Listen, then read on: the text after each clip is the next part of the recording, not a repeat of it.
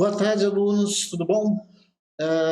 Vamos iniciar hoje algumas aulas, algumas videoaulas, mas sempre chamando a atenção para duas coisas. Primeira delas, essas videoaulas são apenas para a gente continuar mantendo contato, né, aluno-professor, e para a gente revisar os conteúdos que a gente já viu, para a gente não perca tudo que a gente já viu desde o início do ano. Então, esses dois objetivos são centrais.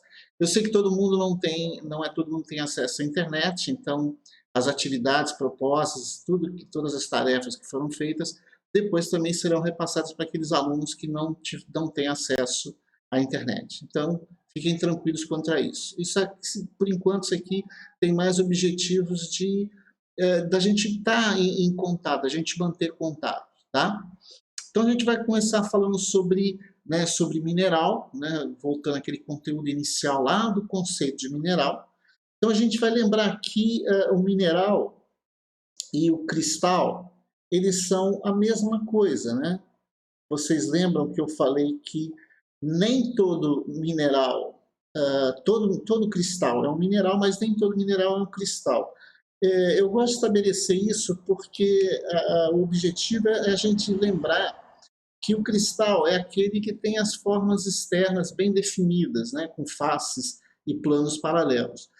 Então, o mineral também tem, mas ele tem isso em escala cristalina, escala microscópica, escala atômica, ou seja, não é visível muitas vezes essa repetição, né, de unidades, de células unitárias na face externa do cristal. Então, não é todo mineral que apresenta essa característica.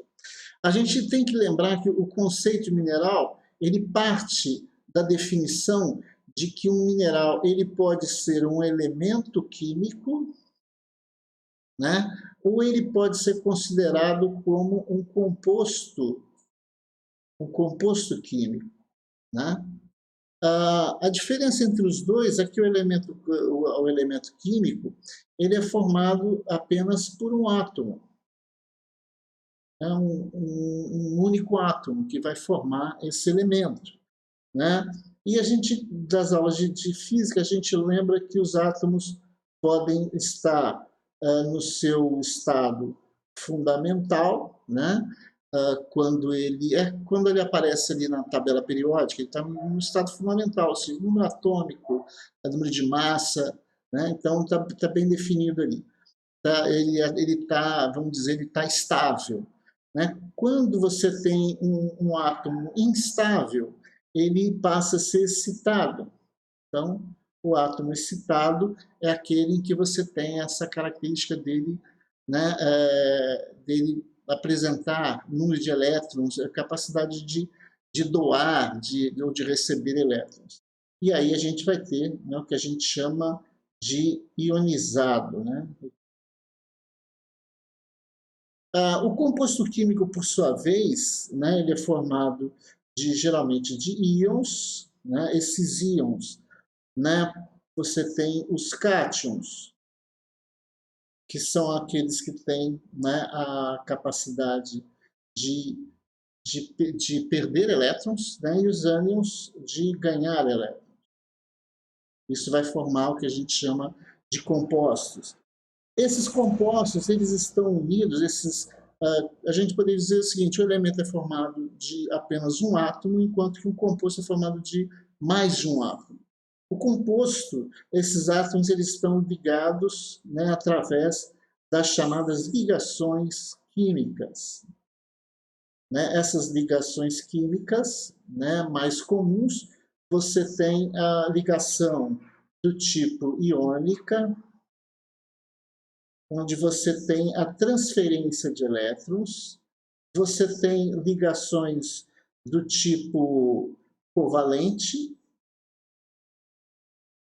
onde você tem, né, o compartilhamento de elétrons, você tem, né, as ligações do tipo metálicas, que são aquelas que ocorrem nos metais, e as ligações de Van der Waals, que ela é mais comum entre as lamelas dos minerais micáceos, né?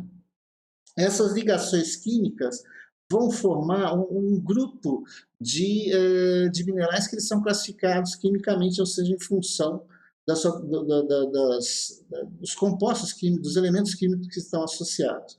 Então, você tem o maior grupo de todos, que são os silicatos, mas além dos silicatos, você tem os óxidos, os hidróxidos, você tem os sulfatos, você tem os sulfetos. Nós vamos falar depois de cada um deles individualmente. Você tem os fosfatos e você tem outros grupos, né? Os cristais, o mineral, como a gente define o mineral, ele apresenta algumas características que são importantes para a sua definição. Primeira delas, ele é sólido. Então, quando vocês estudaram lá na química a matéria são materiais, né, são materiais que se formam, né, em vários estados, estado líquido, gasoso. Né? No caso dos minerais, eles são sempre sólidos, com exceção do mercúrio. Né? Além de ser sólidos, eles são sempre naturais, ou seja, os minerais só podem se formar a partir de processos naturais. Hoje nós temos técnicas que é capaz de produzir, por exemplo, diamantes artificiais, mas e outras pedras que são, né, consideradas como preciosas, mas não naturais, sintéticas. Uma outra característica é a sua origem inorgânica, ou seja, os minerais se formam, né, a partir de processos inorgânicos. E, além de tudo, eles sempre vão apresentar uma estrutura cristalina. Nós vamos falar mais tarde nessas estruturas cristalinas, e eles apresentam uma composição química definida, tá? Dentro de determinados limites. Então, basicamente, pessoal, a gente tem essa conformação aí, ou seja, um mineral ou um cristal, né? Um mineral ou um cristal, ele apresenta, né, como características, né, o fato de eles serem formados por um elemento químico, né, no caso, apenas um átomo, ou compostos químicos. Esses compostos químicos vão estar ligados a partir de ligações químicas que vão gerar diversos grupos de minerais que a gente chama aí de silicatos, que corresponde praticamente mais de 90% de todos os minerais existentes na crosta. Sulfetos, sulfatos, outros grupos.